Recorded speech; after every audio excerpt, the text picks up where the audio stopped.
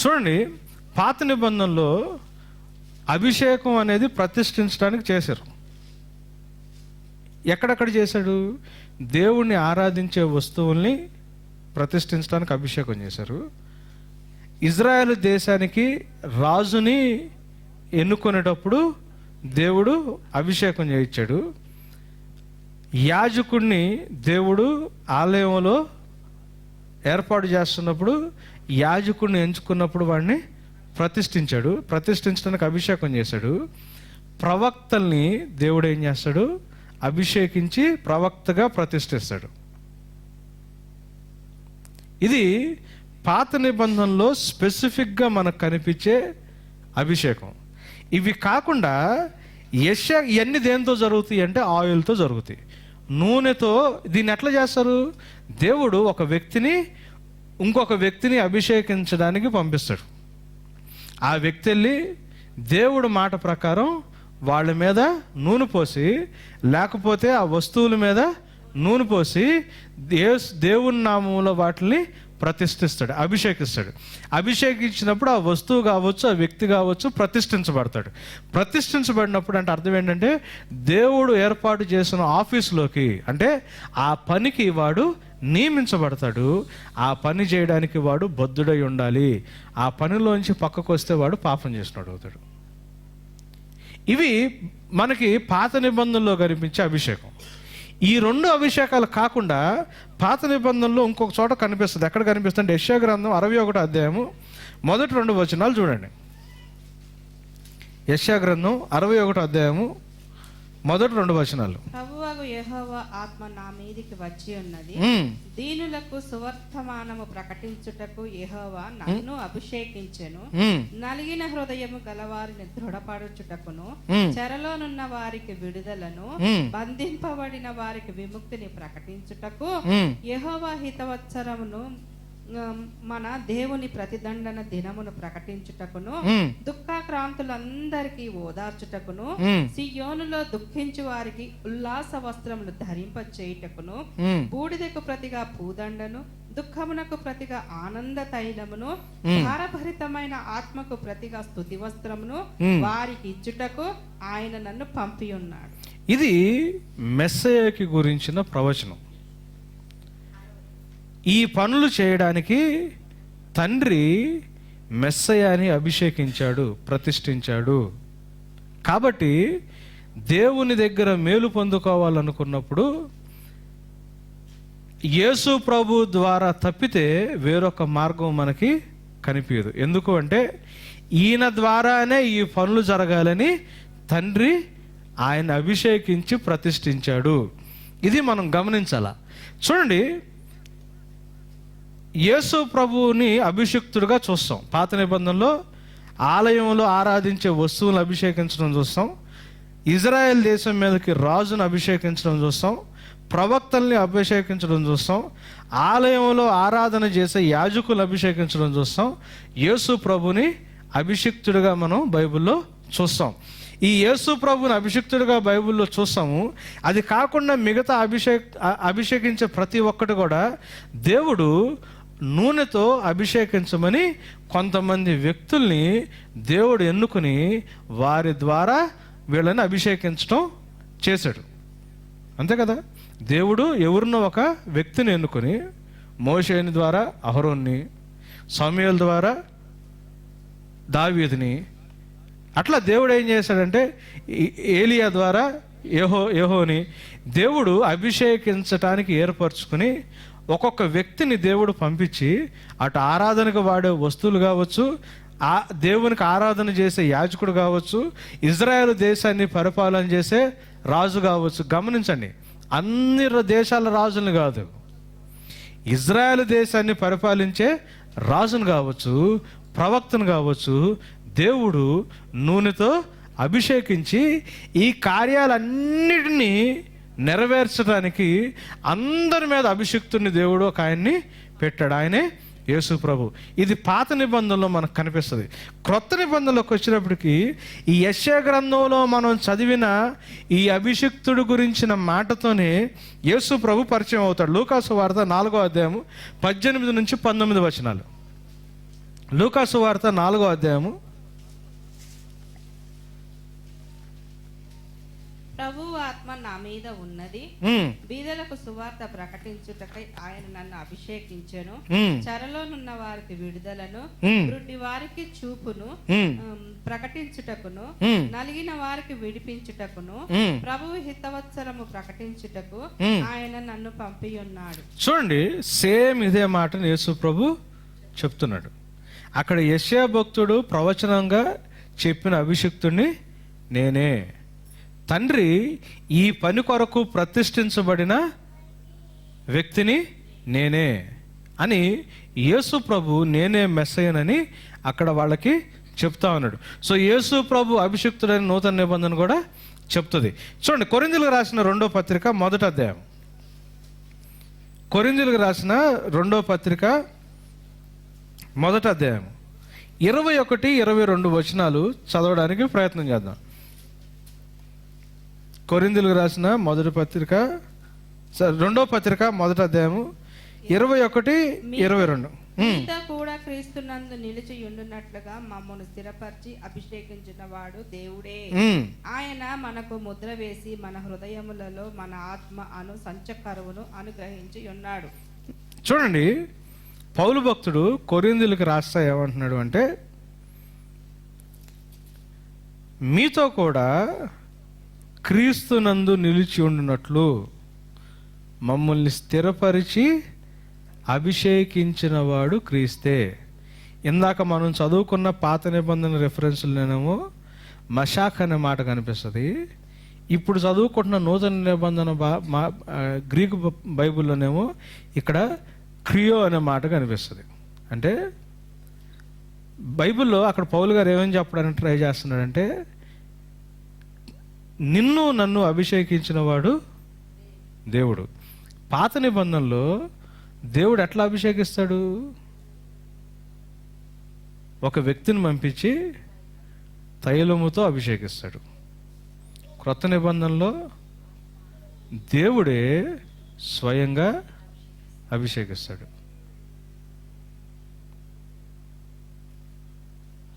క్రొత్త నిబంధనలో దేవుడే స్వయంగా అభిషేకిస్తాడు. చూడండి, అక్కడ మీతో కూడా క్రీస్తునందు నిలిచి ఉండునట్లు. మీరు అంటే ఎవరు?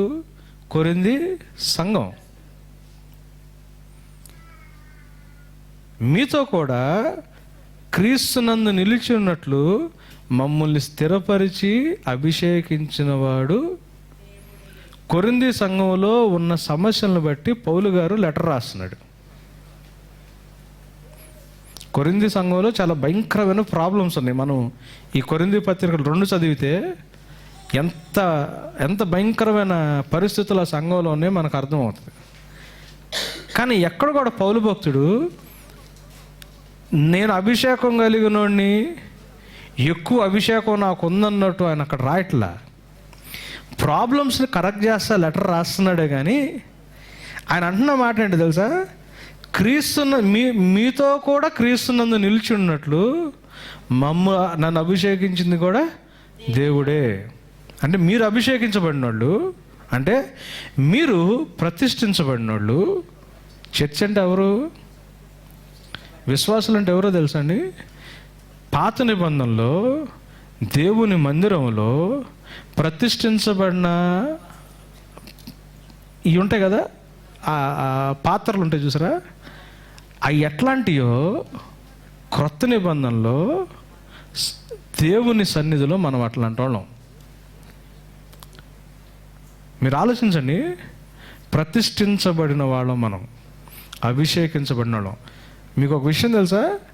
ఎవరెవరైతే సరైన రక్షణ పొందుకుని విశ్వాసం ద్వారా కృపలోకి ప్రవేశం కలిగి ఉంటారో వాళ్ళందరూ దేవుని చేత అభిషేకించబడిన వాళ్ళు.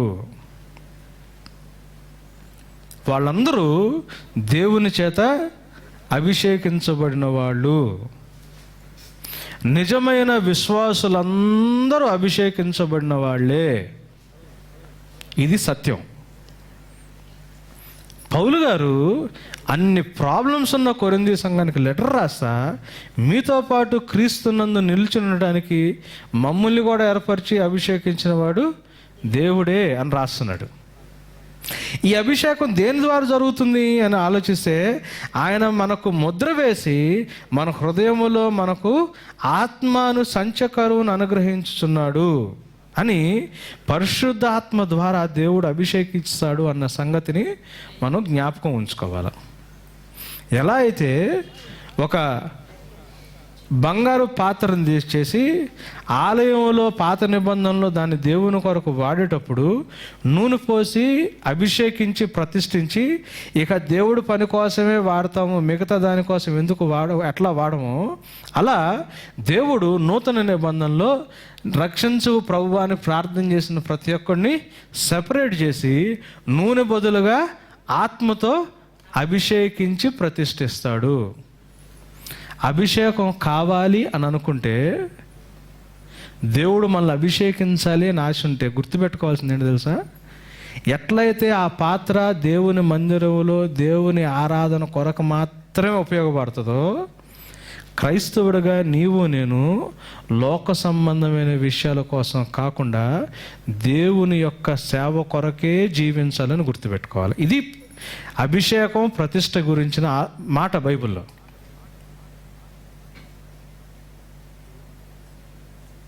ఇప్పుడు ఇక్కడ సినిమా పాటకు డ్యాన్స్ ఇచ్చామనుకోండి, చర్చ అయిపోయిన తర్వాత వేరే ఫంక్షన్ ఏదో జరుగుతుంది, నేను ఎవరో బర్త్డే పార్టీ అన్నారు, సరే సినిమా పాటలు కూడా కాదు, ఎవరిదో బర్త్డే ఫంక్షన్ అన్నారు, నేను ఈ స్థలాన్ని ఇచ్చాను అనుకోండి, ఏమనుకుంటారు? మొహం వేసుకుని, అరే దేవుని ఆలయం కదా, అది ఎలా ఇచ్చేసామని. ఎందుకు? ఇది దేవుని పని కొరకు సెపరేట్ చేయబడింది. క్రైస్తవుడు అనేవాడు కూడా అభిషేకించబడిన వాడే. ఇది గుర్తుపెట్టుకోవాలా. నీ జీవితంతో నా జీవితంతో దేవుని చిత్తం తప్పితే ఏది చేసినా కానీ అది సీన్ అవ్వాలి. ప్రతిష్ఠించబడిన వస్తువులు ఆలయంలో ఎంత పరిశుద్ధమైనయో, క్రైస్తవుడి జీవితం లోకంలో అంత పరిశుద్ధమైంది. అభిషేకం అభిషేకం అనాయింటింగ్ అనాయింటింగ్ అభిషేకం అభిషేకం అభిషేకం అని అనాయింటింగ్ పొందుకోవాలి, అనాయింటింగ్ పొందుకోవాలి, అభిషేకం పొందుకోవాలని మాట్లాడేస్తాం. ఎవరు అభిషేకిస్తాడు మనల్ని దేవుడు ప్రతిష్ఠిస్తాడు అభిషేకించి. క్రైస్తవుడు, నిజ క్రైస్తవుడు ప్రతి ఒక్కడు అభిషేక్తుడే. మన మీద మనల్ని అభిషేకించేవాడు దేవుడు ఒక్కడే. ఏ సేవకుడికి కూడా సపరేట్ స్పెషల్ అనాయింటింగ్ ఉండి అదేదో మనకి ఆయన ట్రాన్స్ఫర్ చేస్తాడు అనుకుంటే, అవ్వ ఎలా అయితే ఆజ్ఞని వాక్యాన్ని వేరుగా గుర్తుపెట్టుకుందో మనం అట్లా గుర్తుపెట్టుకున్నట్టు ఇది గుర్తుపెట్టుకోవాలి. నన్ను ప్రతిష్ఠించిన దేవుడు, నన్ను అభిషేకించిన దేవుడు నిజ విశ్వాసం అయితే నిన్ను కూడా దేవుడు అభిషేకించాడు. నేనెంతో అభిషేకం లెక్కలో మీరు కూడా అంతే. మనం అందరం దేవుని సన్నిధిలో విశ్వాసులు అయితే దేవుని కొరకు ప్రతిష్ఠించబడిన వాళ్ళమి. నేను చెయ్యేస్తే మీకేం అభిషేకం రాదు. బైబిల్లో నూతన నిబంధనలు అట్లాంటిది లేదు, పాత నిబంధనలో ఉంది. నూనె పోసి వాళ్ళు అభిషేకించేవాళ్ళు. ఎందుకు? దేవునికి మనిషికి మధ్యలో వైరం ఉంది. మనిషి పాపి, వీడి దేవుడి దగ్గరికి వెళ్ళినా, దేవుడు వీడి దగ్గరికి వచ్చినా ఉజ్జా పరిస్థితి ఏందో అదే అవుతుంది. మందసం పడిపోద్దని ఆపుదామని మందసం వైపు చెయ్యి పట్టుకోవాలా, చెయ్యి చాపితేనే చచ్చిపోయాడు, ఉగ్రత వచ్చేసింది దేవుడిది. పాత నిబంధన కాలంలో అది పరిస్థితి. దేవునికి మనిషికి మధ్యలో సమాధానం లేదు, దేవునికి మనిషికి మధ్యలో సత్సంబంధం లేదు. దేవుడి దగ్గరికి మనిషి వెళ్ళినా, మనిషి దగ్గరికి దేవుడు వచ్చినా మనిషి చచ్చిపోయేవాడు, ఉగ్రత వచ్చేసేది. సో దేవుడు ఏం చేసేవాడు? ఎవరెవరైతే ఆయన్ని వెతుక్కుంటూ ఆయన సన్నిధికి వస్తారో, ఎవరెవరైతే మోషేలాగా సమయలాగా దేవుని వెంబడిస్తారో వాళ్ళని పంపించి పలానోళ్ళని అభిషేకించమని దేవుడు పంపించేవాడు. దేవుడు డైరెక్ట్గా చేసేవాడు కదా ఆ పని. కానీ క్రొత్త నిబంధనలు ఏమైంది? యేసు ప్రభువు చేసిన బలియాగాన్ని బట్టి, శిలువ కార్యాన్ని బట్టి దేవుడికి మనిషికి మధ్యలో సమాధానం వచ్చింది. దేవునికి మనిషికి మధ్యలో సమాధానం వచ్చింది. దేవునికి మనిషికి మధ్యలో ఉన్న తెర చినిగిపోయింది. ఇప్పుడు మనిషి దేవుని దగ్గరికి వెళ్ళొచ్చు, దేవుని ఆత్మ మనిషితో మనిషిలో జీవించవచ్చు. ఇది గమనించండి, ఇది బ్యూటీ. యేసు ప్రభు శిలువ మీద చేసిన కార్యాన్ని బట్టి మనిషి దేవుని దగ్గరికి వెళ్ళొచ్చు. దేన్ని బట్టి? శిలువ రక్తాన్ని బట్టి. దేవుని ఆత్మ మనతో మనలో సదాకాలం జీవించడానికి ఆస్కారం. ఇప్పుడు దేవుడికి ఇంకోటితో సంబంధం లేదు. మిమ్మల్ని అభిషేకించి ప్రతిష్ఠించడానికి రవిగడెవడు దేవుడికి అవసరం లేదు. రవి దేవునికి తండ్రికి విధేయుడైన క్రీస్తు ప్రభు చేసిన శిలువ యాగం చాలు. తండ్రికి నిజకుమారుడైన యేసు ప్రభు చేసిన కార్యాన్ని బట్టి తండ్రి ప్రతి ఒక్క వ్యక్తిని తన ఆత్మ ద్వారా అభిషేకించి ప్రతిష్ఠిస్తున్నాడు. దేవుని అభిషేకం పొందుకొని ప్రతిష్ఠించబడటానికి ఏ సేవకుడు, ఏ దైవజనుడి యొక్క సహాయం అవసరం లేదు. ఎవరి దగ్గరికి వెళ్ళాల్సిన పని లేదు. నిజమైన విశ్వాసంతో దేవుని దగ్గరికి ఎప్పుడైతే వస్తావో నువ్వు, ఆ విశ్వాసంతో దేవుని దగ్గరికి వస్తే నువ్వు కృపలో ప్రవేశం కలిగి ఆత్మచేత నింపబడి దేవుని బిడ్డగా నీవు అభిషేకించబడి క్రైస్తవుడుగా ప్రతిష్ఠించబడతావు. దానికి అసలు నీతో ఎవరితో సంబంధం లేదు, ఎవరితో అవసరం లేదు మనకు అసలు. ఇంకే దైవజనుడితో పని లేదు. ఇది మొదటి రకపు అభిషేకం మనకు బైబిల్లో కనిపించేది. రెండవది అభిషేకం ఎలాంటి అభిషేకం కనిపిస్తుంది అంటే ఇది కేవలం క్రొత్త నిబంధనలోనే కనిపిస్తుంది. అనాయింటింగ్ ఫర్ ఎండోవ్మెంట్ అని, అంటే బుద్ధి యోగ్యత వరాలు కొరకు అభిషేకం అని. దీన్ని జాగ్రత్తగా గమనిద్దామండి. 1 యోహాను పత్రిక 2వ అధ్యాయము 20వ వచనం.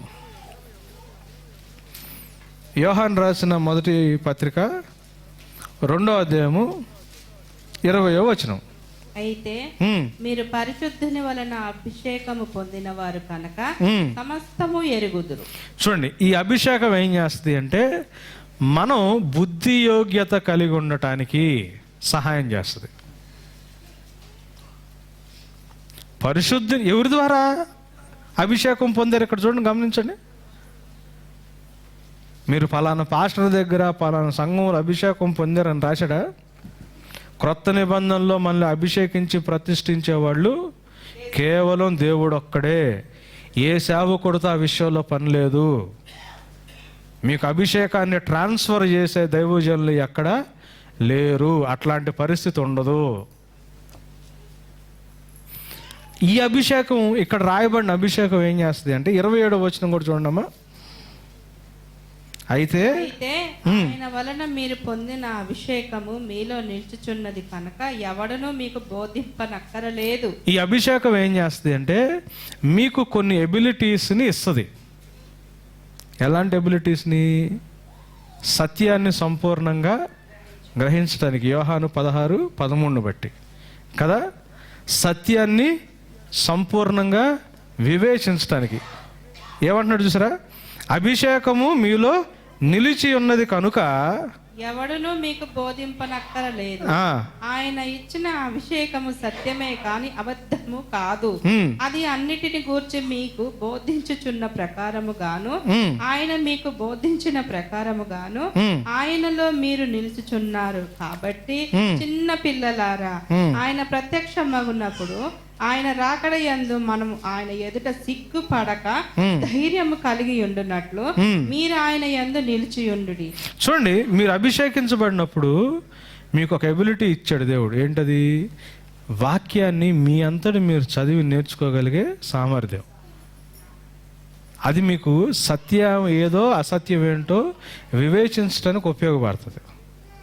ఆత్మ ద్వారా పొందుకున్న అభిషేకం నుంచి యోహాను 16:13లోనేమో సర్వసత్యంలోకి వెళ్ళే అవకాశం. 1 యోహాను 2:27లోనేమో సత్యమేంటో వివేచించగలిగే అవకాశం. 1 యోహాను 5:6 సత్యానికి సాక్షులుగా ఉండే అవకాశం. రోమీయులు 8:39 ప్రార్థన చేయగలిగే అవకాశం. అభిషేకం ఏం చేస్తుంది తెలుసా? అభిషేకం ఏం చేస్తుందంటే సత్యాన్ని తెలుసుకునేటట్టు చేస్తుంది, సత్యాన్ని వివేచించగలిగేటట్లు చేస్తుంది, సత్యానికి సాక్షులుగా ఉండగలిగేటట్లు చేస్తుంది, ప్రార్థన చేయడం మనకి నేర్పిస్తుంది.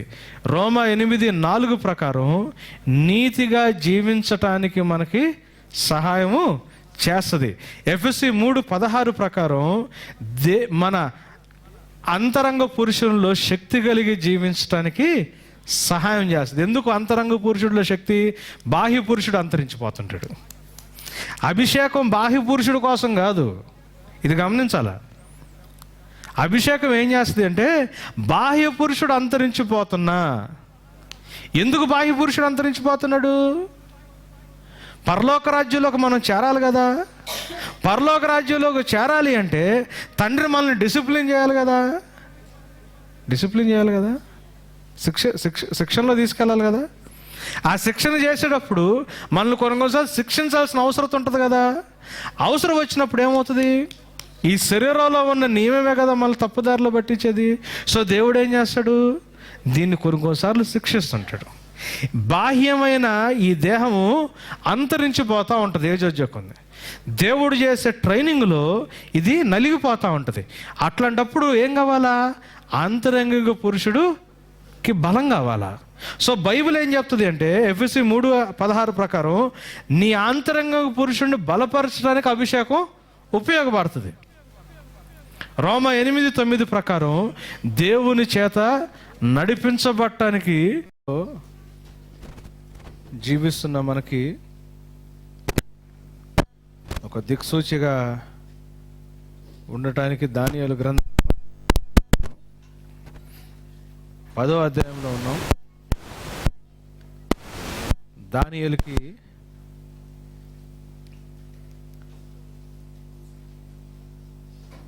వచ్చిన దర్శనాన్ని బట్టి దానియేలు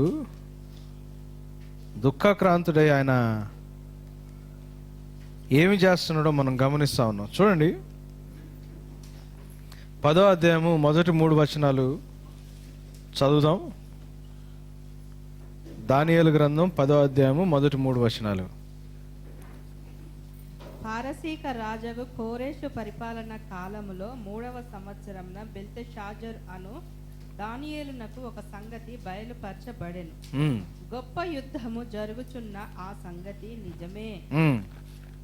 దానియేలు దానిని గ్రహించెను. అది దర్శనం వలన అతనికి తెలిసినదాయెను. ఆ దినముల యందు దానియేలను నేను 3 వారములు దుఃఖ ప్రాప్తుడనైతిని. 3 వారములు గడుచు వరకు నేను సంతోషంగా భోజనము చేయలేకయుంటిని. మాంసము గాని ద్రాక్ష రసము గాని నా నోటిలోనికి రాలేదు. స్నానాభిషేకములను చేసుకొనలేదు. మీరు గమనించండి, ఈరోజు ఒక ప్రాముఖ్యమైన విషయం గురించి మీతో మాట్లాడాలి అని దేవుని ఆత్మ ప్రేరేపణ వల్ల ఇది మాట్లాడటానికి సిద్ధపడ్డాను. నేను యాక్చువల్గా దీని తర్వాత జరగబోయే ఉన్న దానియేలుకి వచ్చిన దర్శనాన్ని బట్టి అక్కడ జరుగుతున్న పరిస్థితులను బట్టి వాక్యం చెప్పాలని ప్రిపేర్ అవుతా ఉంటే దేవుడు స్పెసిఫిక్గా ఈ పాయింట్ దగ్గర నన్ను తీసుకొచ్చి ఆపేశాడు. స్నానాభిషేకాలు కూడా చేసుకోలేదు అని. క్రైస్తవత్వం అంటే దేవుడు లోకంలో నుంచి సంఘాన్ని వేరు చేసి వేరుగా స్థిరపరిస్తే సంఘం ఏం చేస్తుంది? క్రైస్తవులు ఏం చేస్తున్నారంటే కష్టపడి మళ్ళీ సంఘాన్ని తీసుకెళ్ళి లోకంలోకి సెట్ చేయడానికి ప్రయత్నం చేస్తున్నారు. దేవుడు లోకము, లోక మర్యాదలు, లోకంలో ఉన్న పద్ధతులు నుంచి మనల్ని వేరు చేయడానికి దేవుడు ప్రయత్నం చేస్తున్నాడు. మనం ఏం చేస్తున్నామంటే క్రైస్తవత్వాన్ని ఎక్కువగా లోకానుసారంగా ఆపాదించుకోవడానికి మనం ప్రయత్నం చేస్తున్నాం. సైతాను అవ్వ దగ్గరకు వచ్చి మొట్టమొదటి పాపం అవ్వ చేసినప్పుడు, అంటే ఆ పాపం జరిగినప్పుడు అవ్వని మోసం చేయడానికి గల కారణం ఏంటి అంటే, ఒక్కసారి ఆదికాండంలోకి వెళ్దాం. ఆదికాండం 2వ అధ్యాయంలో అక్కడ దేవుడు ఆదాముతో మాట్లాడతా 16వ వచనంలో ఏమంటున్నాడు అంటే, మరియు దేవుడైన యెహోవా ఈ తోటలోనున్న ప్రతి వృక్ష ఫలములను నీవు నిరభ్యంతరంగా తినవచ్చును, అయితే మంచి చెడ్డల తెలివినిచ్చు వృక్ష ఫలములను తినకూడదు. నీవు వాటిని తిను దినమున నిశ్చయముగా చచ్చెదవని నరునికి. చాలా కేటగారికల్ స్టేట్మెంట్. ఇది తినొద్దు, తిన్న రోజు ఖచ్చితంగా చచ్చిపోతావు. ఇంపార్టెన్స్ దేని మీదకి వెళ్ళింది? దేవుని ఆజ్ఞ. తినొద్దు అని దేవుడు ఆజ్ఞ. తిన్న రోజు దాని యొక్క ప్రతిఫలాన్ని, చావు నువ్వు ఖచ్చితంగా అనుభవిస్తావు. దేవుడు చాలా కేటగారికల్గా క్లియర్గా చెప్పాడు.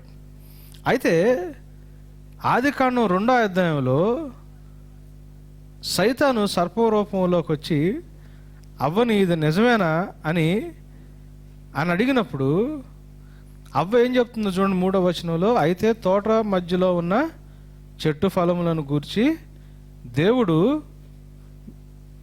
3వ అధ్యాయం 3వ వచనం అమ్మ. స్త్రీతో ఇది నిజమా?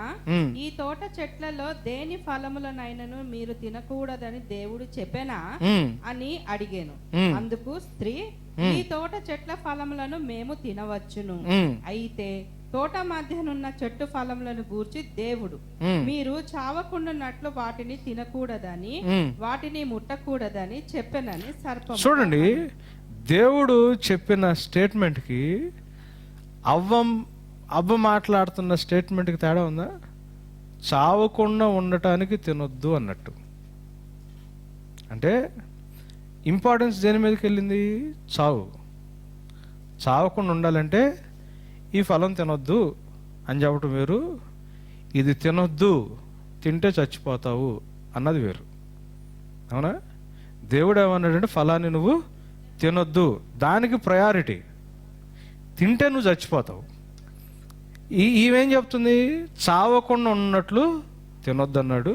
అంటే చావుకి ప్రయారిటీ ఇచ్చి చావకుండా ఉన్నట్లు నువ్వు తినొద్దు అన్నాడు, దాన్ని ముట్టుకోవద్దు అన్నాడు అని 2 మాటలు చెప్పింది. ఎప్పుడైతే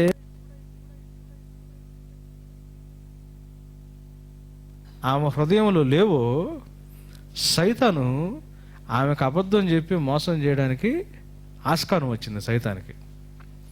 కొరింథీయులకు రాసిన 2వ పత్రిక 11వ అధ్యాయంలో పౌలు గారు సంఘం గురించి ఇదే విషయంలో భయపడటం మనం గమనిస్తూ ఉంటాం. చూడండి, కొరింథీయులకు రాసిన 2వ పత్రిక 11వ అధ్యాయం 2వ వచనం నుంచి చూస్తే, దేవాసక్తితో మీ ఎడల ఆసక్తి కలిగి ఉన్నాను, ఎందుకనగా పవిత్రురాలైన కన్యకనుగా ఒక్కడే పురుషునికి అనగా క్రీస్తుకు సమర్పింపవలెనని మిమ్మల్ని ప్రధానము చేసి తిని, కానీ సర్పము తన కుయుక్తి చేత హవ్వను మోసపరిచినట్లు. సర్పము అంటే సంఘంతో మాట్లాడుతున్నాడు. క్రీస్తుతో నేను ప్రదానం చేశా, ఆ క్రీస్తుతో వివాహానికి మీరు సిద్ధంగా ఉన్నారు. అంటే వివాహం అంటే బైబిల్లో మనకు ఎట్లా కనిపిస్తుంది అంటే, ఇస్సాకు రెబెకాని చేర్చుకుని తన తల్లి గుడారంలోకి తీసుకెళ్ళాడు. అది మ్యారేజ్ ప్రాసెస్.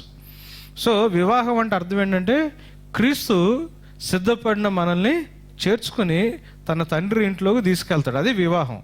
వివాహం అంటే యేసు ప్రభుకి మనకి పెళ్ళవుద్దని కాదు.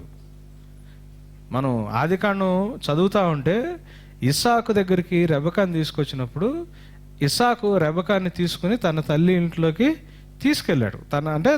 తన స్వగృహంలోకి తీసుకెళ్ళాడు. దాన్ని వివాహం కింద బైబిల్లో చూపబడింది. సో గొర్రెపిల్ల వివాహం అంటే ఏం జరుగుద్ది? యేసు ప్రభుకి మనకి పెళ్లి జరగదు. యేసు ప్రభు మనల్ని తన తండ్రి నివాస స్థలంలోకి మనల్ని తీసుకెళ్తాడు. అది వివాహం. సో ఈ వివాహానికి నేను మిమ్మల్ని ప్రదానం చేశాను, కానీ సర్పము అవ్వని ఎలా తన కుయుక్తి చేత మోసపరిచిందో అట్లా మిమ్మల్ని మోసపరచుద్దామని నాకు భయంగా ఉందని సంఘం పట్ల, సంఘస్థుల పట్ల ఆయనకున్న భయాన్ని పౌలు భక్తుడు వ్యక్తం చేశాడు. ఎప్పుడు మోసం చేయగలదు సైతాన్? ఎప్పుడు మోసం చేయగలడు సంఘాన్ని? అవ్వను మోసం చేసినట్టు ఎప్పుడు మోసం చేయగలడు అంటే, అవ్వలాగా వాక్యాన్ని వాక్యంలాగా మనలో ఉంచుకోకపోతే ప్రాబ్లం. అప్పుడే కదా, అంతే కదా. అందుకే దేవుడు ఏమన్నాడంటే, పొల్లు కొమ్ము పంచువేషన్స్ కూడా మార్చొద్దు అన్నాడు. మీనింగ్స్ కాదు, సెంటెన్స్లు కాదు, వచనాలు కాదు, భావాలు కాదు, అవన్నీ పెద్దవి, పదాలు కూడా పెద్దవి. పంచువేషన్స్, పొల్లైనా కొమ్మైనా కానీ దీంట్లో నువ్వు మార్చొద్దు అన్నాడు. ప్రదానం చేయబడిన మనం, యేసు ప్రభు రాకడ కొరకు స్థిరపడుతున్న మనం, దేవుడు వాక్యంలో చెప్పింది చెప్పినట్లుగా మనం గుర్తుపెట్టుకోకపోతే, చెప్పింది చెప్పినట్లుగా మన వాక్యంలో స్థిరపడకపోతే, సర్పము తన కుయుక్తి చేత అవ్వను మోసం చేసినట్లు మనం ఏదేను తోటలోనే ఉన్నా, సంఘంలోనే ఉన్నా, దేవుని బిడ్డలుగానే ఉన్నా మనం మోసపోయి తప్పిపోవడానికి ఆస్కారం ఉంటుంది. అందుకే పౌలు భక్తుడు భయపడుతున్నాడు. తప్పిపోయే ఆస్కారం లేకపోతే ఆయన భయపడాల్సిన పని లేదుగా. సర్పం ఏ రకంగా మోసం చేసినా కానీ దేవుడు మిమ్మల్ని పరలోకానికి తీసుకెళ్తాడని నాకు ధైర్యంగా ఉందని రాసేవాడు. ఆయన ధైర్యంగా లేడు, ఆయన భయపడుతున్నాడు. ఏ పాయింట్ గురించి మాట్లాడటానికి ఇష్టపడుతున్నానంటే, ఇక్కడ దానియేలు ఏమంటున్నాడంటే, అప్పుడు దాకా నేను స్నానాభిషేకాలు చేయలేదు అన్నాడు. ఈ మధ్య క్రైస్తవ సంఘాల్లో, క్రైస్తవ సమాజంలో ఎక్కువగా వినపడుతున్న మాట ఏంటంటే అనాయింటింగ్ అని, అభిషేకం. ఈ అభిషేకం ఏంటో, అనాయింటింగ్ ఏంటో అందరికీ పూర్తిగా తెలీదు. ఈ అనాయింటింగ్ గురించి చాలా ఎక్కువగా మనం మాట్లాడుకోవడం, అనాయింటింగ్ గురించి ఎక్కువగా ప్రస్తావించడం, ప్రతి ఒక్కళ్ళు అనాయింటింగ్ పొందుకోవాలి, అనాయింటింగ్ అనాయింటింగ్ అనాయింటింగ్ అన్న మాట చాలా చోట్ల వింటున్నాం. ఎంతవరకు వింటున్నామంటే, ఈ అనాయింటింగ్ని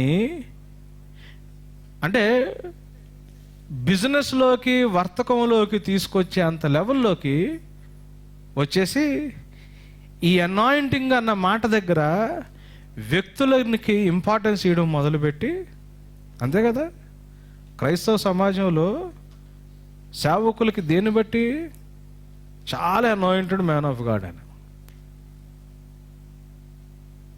చాలా గొప్ప అభిషేకం కలిగినోడు అని.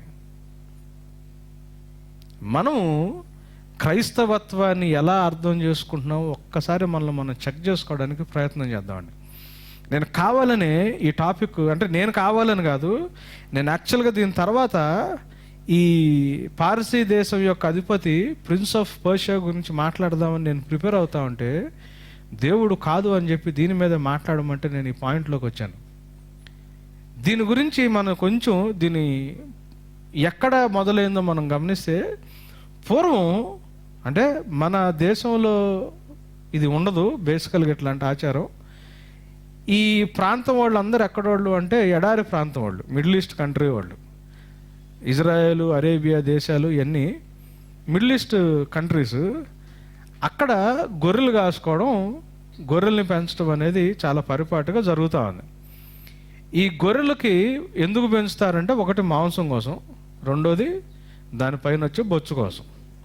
ఎందుకు అంటే ఎడారి ప్రాంతంలో పొద్దున పూట ఎంత ఎండ వేడి ఉంటుందో నైట్ అంత చల్లగా ఉంటుంది. ఎక్స్ట్రీమ్ క్లైమేట్స్ ఉంటాయి. పొద్దునంత వేడిగా ఉంటుంది, రాత్రి అంతా చల్లగా ఉంటుంది. అయితే ఈ గొర్రె బొచ్చు వాళ్ళకి పెరగకుండా ఏమవుతుంది అంటే, మనకు తలలో ఎట్లయితే పేలు వస్తాయో గొర్రెలకు కూడా పేలు ఉంటాయి. ఈ పేలుతో పాటు ఇది దట్టంగా ఎప్పుడైతే గొర్రెబొచ్చు పెరుగుతుందో దాంట్లోకి పురుగులు చేరతాయి. ఈ పురుగుల నుంచి ఏమైపోతుంది అంటే, వాటి బొచ్చు రాలిపోవడం వీళ్ళకి ప్రాబ్లం అవుతుంది. ఈ బొచ్చు రాలిపోవడం మాత్రమే కాదు, ఈ పురుగులు స్లోగా గొర్రెలు చెవుల్లోకి పోయి దాని నుంచి గొర్రెలు చచ్చిపోయే ప్రమాదం కూడా ఉంది. సో వీళ్ళు ఏం చేస్తారంటే, ఒక పర్టికులర్ కాంబినేషన్లో నూనెని తయారు చేసి గొర్రెల తల మీద పోస్తారు. తల మీద పోసినప్పుడు ఏమవుతుందంటే, అది గొర్రెలకు కారినప్పుడు ఏం చేస్తుంది అంటే, గొర్రె చచ్చిపోకుండా ప్రొటెక్ట్ చేస్తుంది. రెండోది, దాన్ని ఏం చేస్తారు అంటే, గొర్రెని ఆ ఆయిల్తో మొత్తం రాస్తారు. ఆ వాసనకి ఆ గొర్రెలు లో ఉన్న పేర్లు చచ్చిపోవడానికో అవి రాకుండా ప్రివెంట్ చేయడానికో దాన్ని వాడతారు. బేసికల్గా దీన్ని అనాయింటింగ్ అన్న కాన్సెప్ట్ కింద ఆలోచిస్తారు. అంటే వాళ్ళ ఆయిల్ అప్లై చేసే కాన్సెప్ట్ అది. అయితే బైబిల్లో మనం చూస్తే ఆదికాండం నుంచి ప్రకటన గ్రంథం దాకా చదివితే 3 రకాలైనటువంటి అభిషేకాలు మనకు బైబిల్లో కనిపిస్తాయి.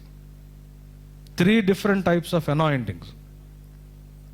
మొట్టమొదటి అభిషేకం ఏంటి అంటే ప్రతిష్ఠించడానికి చేసే అభిషేకం, ఫర్ కాన్సిక్రేషన్. ప్రతిష్ఠించడం అంటే దేవుని పని కొరకు సెపరేట్ చేసి స్థిరపరచడాన్ని ప్రతిష్ఠించడం అంటారు. దేవుని పని కొరకు మాత్రమే వాడబట్టడానికి. దాన్ని ఇంకొక మాటలో చెప్పాలి అంటే పరిశుద్ధపరచడానికి. పరిశుద్ధత దేవుని పని కొరకే వాడబట్టడానికి పనికొచ్చేదాన్ని పరిశుద్ధత అంటారు. ప్రతిష్ఠించటానికి అంటే దైనందికమైన జీవితంలో వాడటం, లేకపోతే లోకానుసారంగా లోకంలో జనరల్ పర్పస్గా ఉన్న వ్యక్తిని కావచ్చు, జనరల్ పర్పస్గా ఉన్న వస్తువుని కావచ్చు, దేవుని పని కొరకు సెపరేట్ చేసేదాన్ని ప్రతిష్ఠించడం అంటారు. ప్రతిష్ఠించటానికి అభిషేకిస్తారు. ఇది ఒక టైపు. రెండవది బుద్ధి యోగ్యత కలగడానికి అభిషేకం అంటారు. దాన్ని ఇంగ్లీష్లో ఏమంటారంటే ఎండోవ్మెంట్ అంటారు. అంటే వరాలు ఇవ్వడానికో లేకపోతే బుద్ధి యోగ్యత కలగడానికో ఫర్ ఎండోవ్మెంట్ అంటారు. అభిషేకం అందుకు చేస్తారు. మూడవది జనరల్ పర్పస్ అభిషేకం. అంటే ఇది మెడికల్గా కావచ్చు, బాడీని క్లీన్ చేసుకోవడం కావచ్చు, తలకు నూనె పెట్టుకోవడం కావచ్చు. ఇది జనరల్ పర్పస్ అభిషేకం. ఈ 3 రకాలైనటువంటి అభిషేకాలు మనకు బైబిల్లో కనిపిస్తాయి.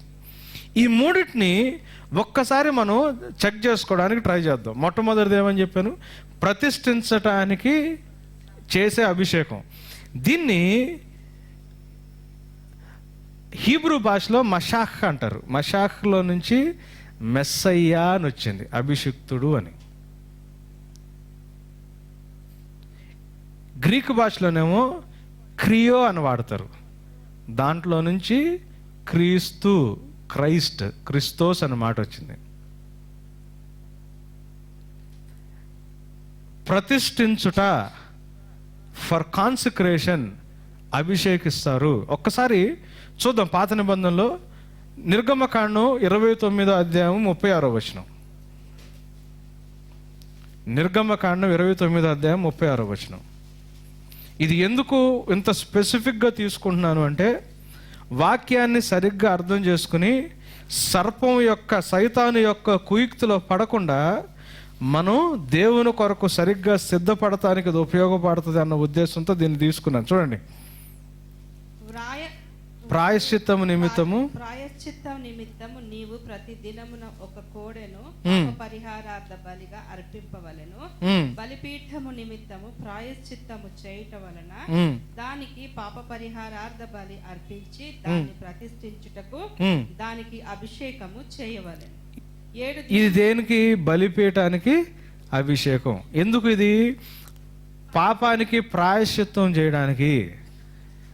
దీన్ని ఏం చేస్తారు అంటే ఆ స్థలాన్ని లేకపోతే ఆ వస్తువుని ఏం చేస్తున్నారు? ప్రతిష్ఠించడానికి అభిషేకిస్తున్నారు. This is anointing an object. పాత నిబంధన గ్రంథంలో ఒక స్థలం కానీ, ఒక వస్తువు కానీ, ఒక ఐటమ్ని కానీ దేవుడు వీళ్ళు ఏం చేస్తారు? ప్రతిష్ఠిస్తారు. దేనికోసం? దేవుని ఆరాధన కొరకు వాడటానికి, పాపానికి ప్రాయశ్చిత్తం యొక్క బలి అర్పించడానికి దాన్ని దేవుడు ఏం చేయమన్నాడు? అభిషేకించండి అన్నాడు. అంటే ప్రతిష్ఠించండి, సెపరేట్గా దాన్ని అనాయింట్ చేయండి అన్నాడు. నిర్గమకాండం 30వ అధ్యాయంలో 26వ వచనం చూద్దాం. నిర్గమకాండం 30వ అధ్యాయం 26వ వచనం. తైలముతో నీవు సాక్ష్యపు గుడారమును, సాక్ష్యపు మందసమును, బల్లను, దాని ఉపకరణములన్నిటినీ, దీప వృక్షమును, దాని ఉపకరణములను, ధూప వేదికను, దహన బలిపీఠమును, దాని ఉపకరణములన్నిటినీ, గంగాళమును, దాని పీటను అభిషేకించి అవి అతి పరిశుద్ధమైనవిగా ఉండునట్లు వాటిని ప్రతిష్ఠింపవలెను. ఏం చేయమంటున్నాడు? అంటే అర్థం ఏంటి?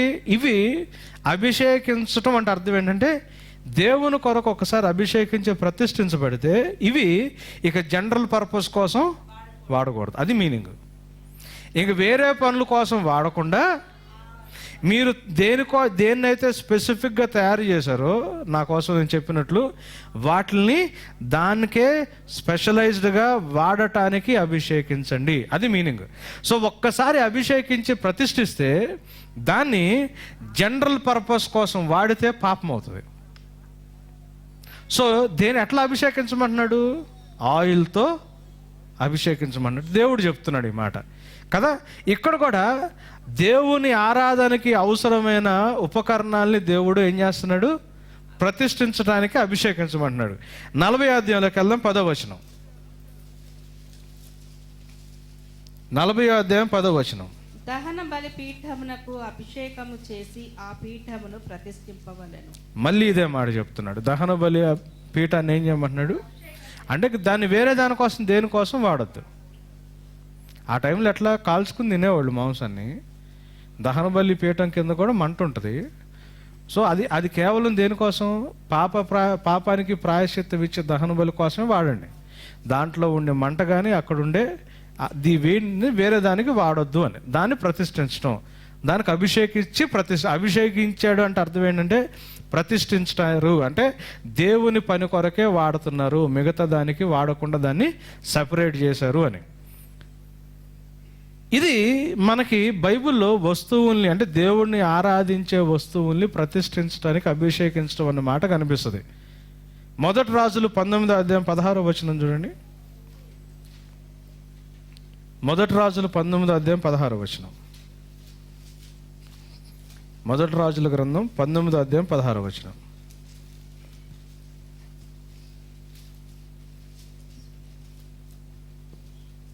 ఇశ్రాయేలు వారి మీద నింషీ కుమారుడైన యెహూకు పట్టాభిషేకము చేయుము. నీకు మారుగా ప్రవక్త అయి ఉండుటకు అబేల్ హోలా వాడైన షాపాతు కుమారుడైన ఎలీషాకు అభిషేకము చేయుము. మీరు గమనించండి, రెండవది ఏంటి అంటే ప్రవక్తగా రాజుగా ఉండటానికి అభిషేకించేవాళ్ళు దేవుడు. పాత నిబంధనలో కనిపిస్తుంది. ఇక్కడ పట్టాభిషేకం చేయమని తెలుగులో ఉంది, కానీ మీరు ఇంగ్లీష్ బైబిల్లో చూస్తే and Jehu the son of Nimshi shall thou anoint to be the king over Israel అన్నాడు. ఇజ్రాయెల్ దేశం మీద రాజుగా ఉండటానికి నిమ్షి కుమారుడైన యెహోకు నువ్వు ఏం చేయమంటున్నాడు? అభిషేకించమంటున్నాడు. 1 సమూయేలు గ్రంథం 16వ అధ్యాయం 3వ వచనం. ప్రవక్తగా ఉండటానికి దేవుడు మనుషుల్ని అభిషేకించేవాడు. యెషైని బల్యర్పణమునకు పిలువుము, అప్పుడు నీవు చేయవలసిన దానిని నీకు తెలియజేతును. ఎవని పేరు నేను నీకు చెప్పుదునో అతనిని నీవు అభిషేకింపవలెను. వారిని నువ్వు అని ఎవరి గురించి మాట్లాడుతున్నాడు? 13వ వచనం చూడండి. సమూయేలు తైలపు కొమ్మును తీసి వాని సహోదరుల ఎదుట వానికి అభిషేకము చేశాడు. ఎవరిని? దావీదును అభిషేకించాడు. దేని విషయంలో? ఇజ్రాయెల్ దేశానికి రాజుగా ఉండే విషయంలో అభిషేకించాడు. దేంతో? తైలముతో అభిషేకం చేశాడు. ఇది పాత నిబంధనలో మనకు కనిపించే కాన్సెప్ట్స్. నిర్గమకాండం 40:13 చూడండి. నిర్గమకాండం 40వ అధ్యాయము 13వ వచనం చూడండి. నీళ్లతో అహరోను నాకు యాజకుడు అగునట్లు అతనికి ప్రతిష్ఠిత వస్త్రములను ధరింపచేసి అతనికి అభిషేకము చేసి అతని అభిషేకం ఉపయోగపడుతుంది. రోమా 14:15 ప్రకారం దేవునిలో సంతోషించడానికి ఉపయోగపడుతుంది. దేవునిలో సంతోషించడం అంటే ఎందుకు? లోకంలో మనకు సంతోషం ఉండదు కాబట్టి, లోకంలో మనకు వ్యతిరేకత ఉంటుంది కాబట్టి. దేవునిలో సంతోషం అంటే ఇది గుర్తుపెట్టుకోవాలా. దేవుళ్ళు ఎందుకు సంతోషం? లోకంలో మనకి సంతోషం ఉండదు, లోకంలో మనకి దుఃఖమే. లోకం మనల్ని వ్యతిరేకిస్తుంది, లోకం మనల్ని ద్వేషిస్తుంది. నువ్వు యేసు ప్రభువుని నమ్ముకున్న రోజున లోకం నీకు శత్రువుగా మారిపోతుంది. కాబట్టి దేవుళ్ళు నీకు సంతోషం ఉండాలి, లోకంలో నీకు సంతోషం దొరకదు. లోక విషయాలు నీకు ఎప్పుడు దుఃఖమే, శరీర సంబంధమైన విషయాల్లో ఎప్పుడు తలనొప్పి మీకు జీవితంలో. ఆత్మ సంబంధమైన విషయంలోనే సంతోషం. బాహ్య పురుషుడు నశించిపోతూ ఉంటాడు, కాబట్టి అంతరంగ పురుషుడు కొరకు అభిషేకం. బాహ్య పురుషుడికి అభిషేకం కాదు, శరీర విషయాన్ని నెరవేర్చుకోవడానికి అభిషేకం కాదు, ప్రార్థన చేయడం అవసరం కాబట్టి అభిషేకం. రోమీలు 15:13 ప్రకారం నిరీక్షణ కలిగి ఉండటానికి అభిషేకం. ఎందుకు నిరీక్షణ? ఇప్పుడు కంటికి ఏది కరెక్ట్గా కనిపించదు. ఇప్పుడు మన కంటికి కనిపించే ఎన్ని గందరగోళంగా ఉంటాయి. మనకేం కావాలా? ఇప్పుడు పరిస్థితులు ఎట్లున్నా తండ్రి దగ్గర తీసుకెళ్ళటానికి యేసు ప్రభు రాబోతున్నాడు. ఆయన వచ్చిన రోజు నేను ఇటువంటి భయంకరమైన పరిస్థితుల నుంచి బయటకు వస్తాను అని దేవుని మీద నిరీక్షణ కావాలా. అందుకు అభిషేకం. మీరు గమనించండి, అభిషేకాన్ని ఇటు తిప్పారు. అభిషేకాన్ని రివర్స్ చేశారు. శరీర క్రియల కొరకు అభిషేకం, లోకంలో సంపాదించుకోవడానికి. మీరు గమనించండి, మొన్న ఒక ఆయన చెబుతున్నాడు ఇంగ్లీష్ స్పీకింగ్ అనాయింటింగ్ అంట. చెత్త. ఇంగ్లీష్ ఏమి గొప్ప? ఇంగ్లీష్ ఎందుకు గొప్ప? ఆ లెక్కలోకి వస్తే తెలుగు ఎందుకు గొప్ప? మానవుడు దేవుని చిత్తాన్ని కాక వాడి చిత్తాన్ని నెరవేర్చుకోవడానికి ప్రయత్నం చేసినప్పుడు దేవుడు పెట్టిన శాపం ఏంటో తెలుసా? మనుషులు భాషల్లో కన్ఫ్యూజ్ అయిపోవాలని పెట్టాడు. ఈ భాషల్లో ఉన్న డిఫరెన్సు మనం గుర్తుపెట్టుకోవాల్సింది ఏంటి అంటే, ఈ డిఫరెన్సు మానవుడి యొక్క అహాన్ని బట్టి దేవుడిచ్చిన శాపం మనం గుర్తుపెట్టుకోవాలి. ఏ భాషలో ఉంది గొప్పదనం? ఏ భాషలో లేదు. అభిషేకం ఎందుకు? లోకంలో అనుకూలమైన పరిస్థితులు లేవు సరైన నిరీక్షణ కలిగి ఉండటానికి. లోకంలో విశ్వాసికి సంతోషకరమైన పరిస్థితులు లేవు ఆత్మలో సంతోషించడానికి. లోకంలో విశ్వాసి బలహీనతను బట్టి వాడు ప్రార్థన చేయలేడు ప్రార్థన చేసుకోవడానికి. లోకంలో సైతానుగాడు మోసం ఉంది సత్యంలోకి నడవడానికి విశ్వాసం. అభిషేకం నుంచి వచ్చే ఎబిలిటీస్ ప్రతి ఒక్కటి ఆత్మలో నిన్ను నన్ను బలపరచడానికి ఉపయోగపడుతుంది. ఇది నూతన నిబంధనలో ప్రతిష్ఠించబడిన వారికి దేవుడు ఇచ్చే అభిషేకం. It is an endowment. ఇది బుద్ధి యోగ్యత కలుగు చేయడానికి దేవుడిచ్చే ఎబిలిటీ విశ్వాసకి. ఇది అభిషేకం. ఇది కనిపిస్తుంది మనకు బైబిల్లో. ఆత్మ వరాలు కలిగి ఉండటానికి అభిషేకం, ఆత్మ ఫలము ఫలించడానికి అభిషేకం. ప్రతి ఒక్కటి ఆత్మతో రిలేట్ అయి ఉంటుంది. కానీ శారీరక విషయాలు, లోక సంబంధమైన విషయాల్లో ఎక్కడ అనాయింటింగ్ గురించి బైబిల్లో ఎక్కడ ప్రస్తావన లేదు. అనాయింటెడ్ అంటే ప్రతిష్ఠించబడినవాడు, లోకం నుంచి వేరు చేయబడినవాడు, దేవుని కొరకు లోకానికి వేరుగా పని చేయాల్సిన వాడు. వాడికి అనాయింటింగ్ ఇచ్చినప్పుడు ఆ అనాయింటింగ్ ఏం చేస్తుందండి? లోకంలో పనులు చేసుకోవడానికి ఉపయోగపడుతుందా? మీరు ఆలోచించండి. అనాయింట్ చేయడం అంటేనే లోకంలోంచి వేరు చేసి క్రీస్తు ప్రభు పని కొరకే వాడు బ్రతకడానికి ప్రతిష్ఠించబడటం. అట్లాంటప్పుడు వాళ్ళలో ఉన్న అనాయింటింగ్ ఏం చేస్తుంది?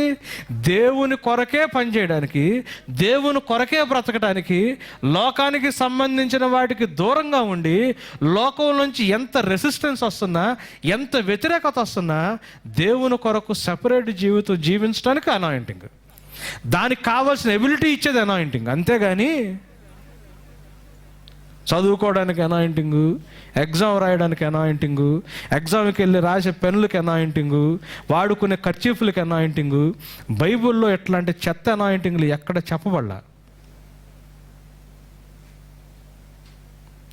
ఎప్పుడైతే వాక్యాన్ని వాక్యంగా మనం ఆలోచించమో, దాన్ని మనం మనసులో పెట్టుకోమో, సైతాను మోసం చేసి ప్రదానం చేయబడిన సంఘాన్ని దేవుని వివాహంలోకి, గొర్రెపిల్ల వివాహంలోకి వెళ్ళనీయకుండా నాశనానికి తీసుకెళ్ళటానికి దారితీస్తుంది. మూడో రకం అనాయింటింగ్ చూడండి, దానియేలు 13 ఏమన్నాడు తెలుసా? నేను స్నానాభిషేకాలు చెయ్యలా. జనరల్ థింగ్, అంటే నేను స్నానం చేసి తలకి నూనె రాసుకోలేదు అన్నాడు. అదే అన్నాడు. ఇప్పుడు మనం ఏం చేస్తామంటే స్నానం చేస్తాం. పాతకాలంలో పగిలితే చలికి ఎండకి నూనె రాసుకునేవాళ్ళు. ఇప్పుడు మనం డెవలప్ అయ్యాం కాబట్టి మాయిశ్చరైజర్ రాసుకుంటున్నాం. అంతేనా? మాయిశ్చరైజర్ రాసుకుంటున్నాం.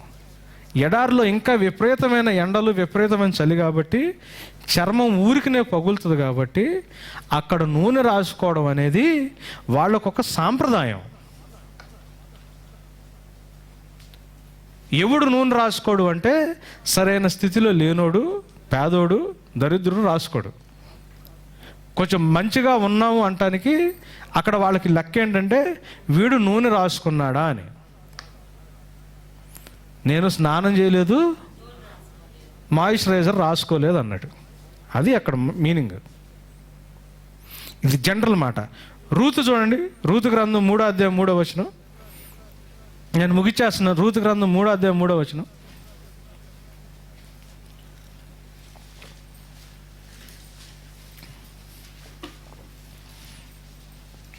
రూతు గ్రంథం 3వ అధ్యాయం 3వ వచనం.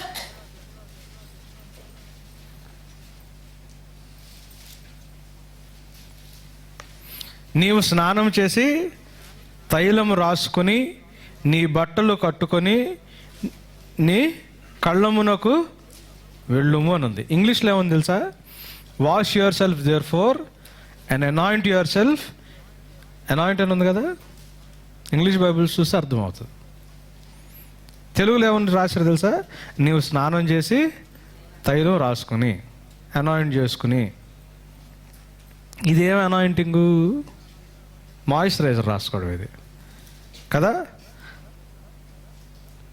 నూనెతో నా తల అంటి ఉన్నాడు, కీర్తన 23:5. అంటే మరి దరిద్రుడిలాగా కాకుండా, నా శత్రువులు ఎదుట నాకు అంటే తిండి లేనోళ్ళలాగా కాదు, మరి దరిద్రమైన స్థితిలో కాదు, తలకు నూనె రాసి నాకు భోజనాన్ని దేవుడు నా శత్రువుల ముందు నాకు అనుగ్రహించాడు, ఆయన నా కాపరి అని రాశాడు. అది కూడా ఇంగ్లీష్లో ఏముంటుందంటే, తెలుగులో అంటి ఉన్నాడు అని ఉంటుంది, ఇంగ్లీష్లో హీ అనాయింట్స్ అని ఉంటుంది, మై హెడ్ విత్ ఆయిల్ అని ఉంటుంది. పాత నిబంధనలో ప్రతిష్ఠించడానికి ఆయిల్ వాడారు, ఈ ప్రతిష్ఠించడానికి ఆయిల్ వాడారు, మామూలుగా రాసుకోవడానికి కూడా ఆయిల్ వాడారు. క్రొత్త నిబంధనలో తెలియక ఏం చేస్తున్నారంటే ఆ అనాయింటింగ్కి ఆయిల్ తీసుకొచ్చి ఇక్కడ అనాయింటింగ్కి ఆయిల్ అని మొదలుపెట్టారు. ఇక్కడ అనాయింటింగ్ ఆయిల్ అని మొదలుపెట్టారు. మార్కు సువార్త 6:13. మీరు పాత నిబంధన చేస్తున్నారంటే కొత్త నిబంధన చూద్దాం. మార్కు సువార్త 6:13.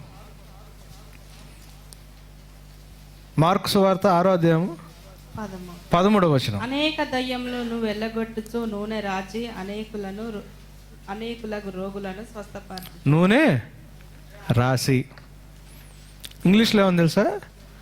అనాయింట్ చేసి అని ఉంటుంది. అంటే దయ్యం బట్టి వాడికి రోగం వచ్చింది, దయ్యం వెళ్ళిపోయిన తర్వాత నూనె రాయడం అంటే బేసికల్గా అది మెడికల్ అప్లికేషన్. ఎడారిలో గాయాలు దెబ్బలతో ఉంటారు కాబట్టి ఆ పగుళ్ళు చర్మం హార్డ్ అయిపోకుండా ఆయిల్ రాసినప్పుడు సాఫ్ట్ అవుతుంది.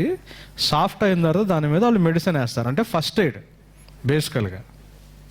దయ్యాలు నిలగొట్టారు, నూనె రాసి వాళ్ళకి మెడికల్ ట్రీట్మెంట్ ఇస్తున్నారు, అది వాళ్ళు చేస్తున్నది. ఈ నూనె రాయడం అనాయింటింగ్ ఆయిల్ కాదు ఇది. క్రొత్త నిబంధనలో దేవుడికి ఏ వ్యక్తితో కానీ ఏ పదార్థంతో కానీ అభిషేకించాల్సిన అవసరం లేదు. అభిషేకించేవాడు దేవుడు, అభిషేకించే దేవుడి ద్వారా, పరిశుద్ధాత్మ ద్వారా. దేవుడికి వ్యక్తులతో కానీ వస్తువులతో కానీ అభిషేకించాల్సిన అవసరత లేదు. చూడండి, లూకాసు వార్త 10వ అధ్యాయం 34వ వచనం.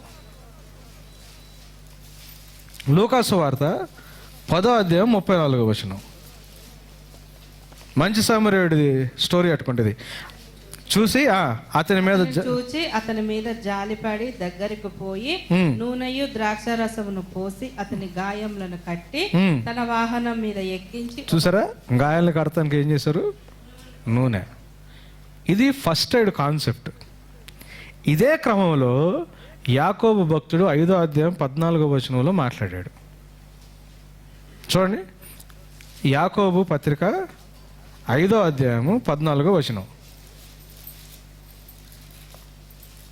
మీలో ఎవడైనాను రోగి ఉన్నాడా, అతడు సంఘపు పెద్దల్ని పిలిపింపవలను, వారు ప్రభువు నామమున అతనికి నూనె రాసి అతని కొరకు ప్రార్థన. అభిషేక తైలం అని ఎక్కడైనా వాడారా?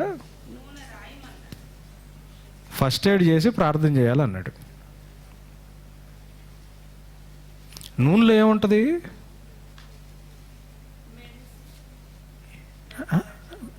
ఆధ్యాత్మిక తత్వం ఏముంటుంది నూనెలో? ఏముండదు.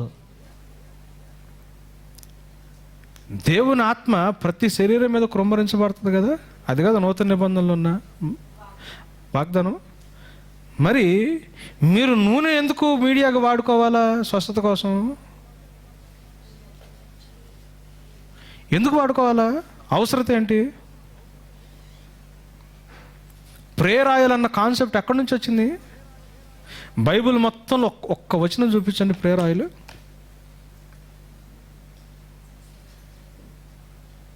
ఒక్క చోట కూడా ఉండదు.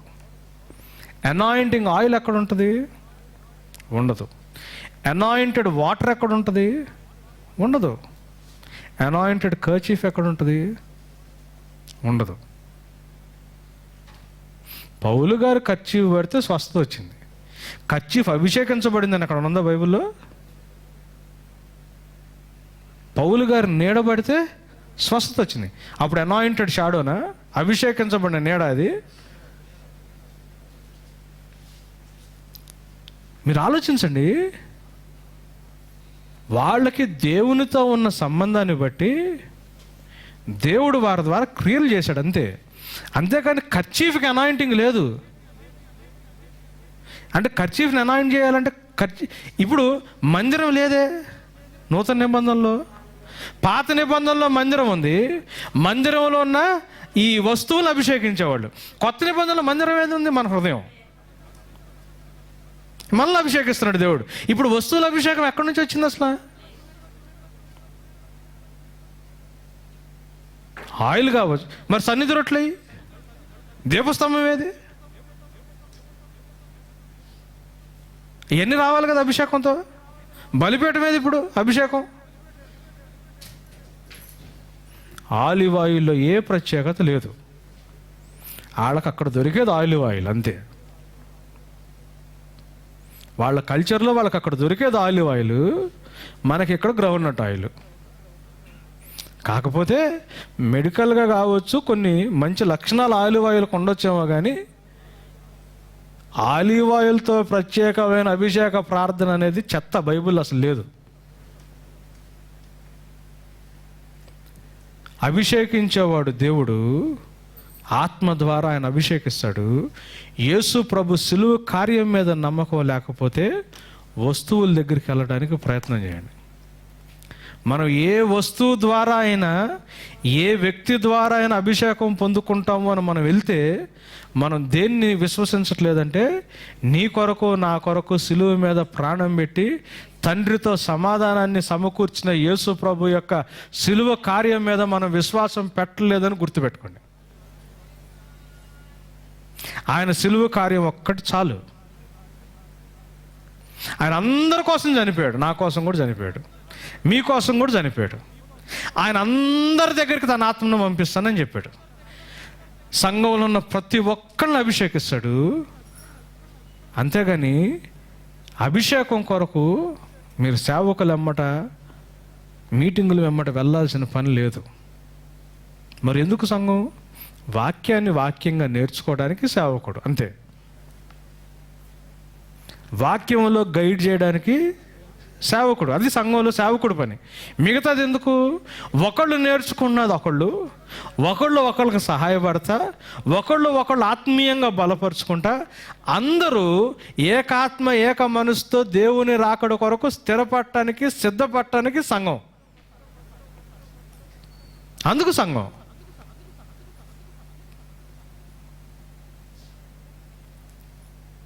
ఈ ఖచ్చితమైన మాటలు మన మనసులో లేకపోతే ప్రాబ్లం. ఒకే ఒక్క వచనం నేను చూపించి నేను క్లోజ్ చేస్తాను. ఎందుకంటే చాలామంది దైవజనులు, అంటే ఇది ఇంగ్లీష్లో వాడతారు, తెలుగులో చాలా కరెక్ట్ ట్రాన్స్లేషన్ ఉంది. ఇంగ్లీష్లో కేజేవీలోనే ప్రాబ్లం ఉంది. ఇది యెషయా గ్రంథం 10వ అధ్యాయము. నేను ఇంగ్లీష్లో చదువుతాను, తర్వాత తెలుగులో చదవండి. వేరే వర్షన్స్ ఉన్నోళ్ళు మీరు తర్వాత చదువుకోండి. యెషయా గ్రంథం 10వ అధ్యాయము 27వ వచనం. కేజేవీలో ఏముందంటే, and it shall come to pass in that day that his burden shall be taken away from off thy shoulder and his yoke from off thy neck and the yoke shall be destroyed because of the anointing అని ఉంది. Yoke shall be destroyed because of the anointing. అభిషేకము వలన కాడి విరగొట్టబడుతుంది అని ఉంటుంది. So అభిషేకం పొందుకొని మీ కాళ్ళు విరగొట్టబడతాయి. తాగుడు వ్యసనం ఉందా, అభిషేకం విరిగిపోద్ది. మీకు ఏది కాడి ఉందో అది విరగొట్టబడుతుంది అభిషేకం ద్వారా అని కేజేవీలో ఇది తప్పుగా ట్రాన్స్లేట్ చేయబడింది. షమీమ్ అనే మాట ఉంటుంది అక్కడ హీబ్రూ భాషలో. షమీమ్ అన్న మాట అంటే అర్థం ఏంటంటే బలిసి ఉండటం అని. తెలుగులో కరెక్ట్గా ఉంది చూడండి. తెలుగులో ఏముంది తెలుసా?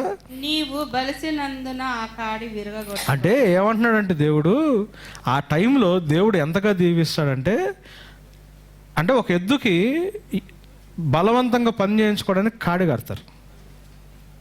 కాడి కడితే దేవుని ఏం చేస్తుందంటే, అది బలం వచ్చి ఎంత బలం వస్తుందంటే, ఆ బలం వల్ల కాడి కూడా విరిగిపోయి ఆ బలవంతంగా పని చేసుకునేవాడికి లొంగకుండా ఉండటానికి. అది దాని ఎక్స్ప్లెనేషన్. యాక్చువల్గా ఇంగ్లీష్లో మిగతా వర్షన్స్లో ఫ్యాట్నెస్ అని రాశారు.